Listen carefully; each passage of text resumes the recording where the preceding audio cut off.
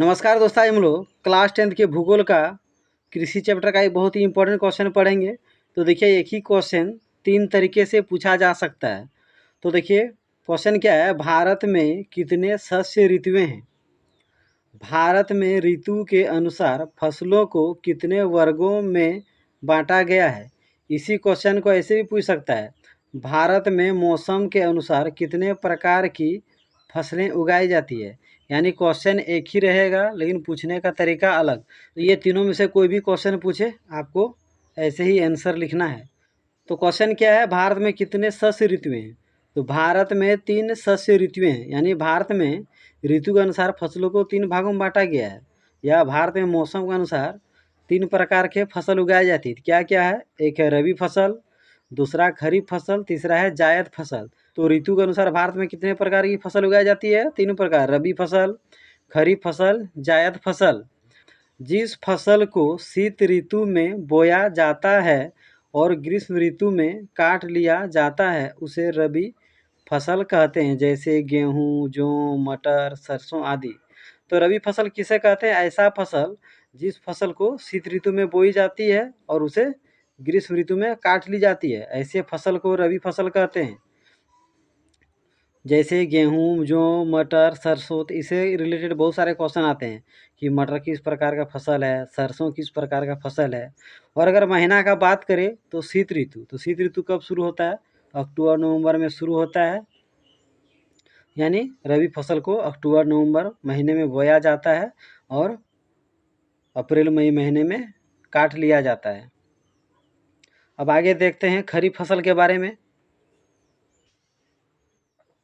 अब है खरीफ फसल किसे कहते हैं? जब भी क्वेश्चन आए खरीफ फसल किसे कहते हैं, चलिए उसका परिभाषा देखते हैं। जिस फसल को वर्षा ऋतु में बोया जाता है और शीत ऋतु में काट लिया जाता है उसे खरीफ फसल कहते हैं। जैसे चावल, मक्का, ज्वार, बाजरा, कपास, मूंगफली, सोयाबीन आदि। तो खरीफ फसल किसे कहते हैं? ऐसा फसल जिसे वर्षा ऋतु में यानी मानसून जब आता है उस समय बोया जाता है और शीत ऋतु मतलब ठंडा ऋतु में काट लिया जाता है। तो ऐसे फसल को खरीफ फसल कहते हैं। तो इससे रिलेटेड बहुत सारे क्वेश्चन आते हैं कि चावल किस प्रकार का फसल है, मूंगफली किस प्रकार का फसल है, सोयाबीन किस प्रकार का फसल है। तो इसे अच्छा से याद कीजिए।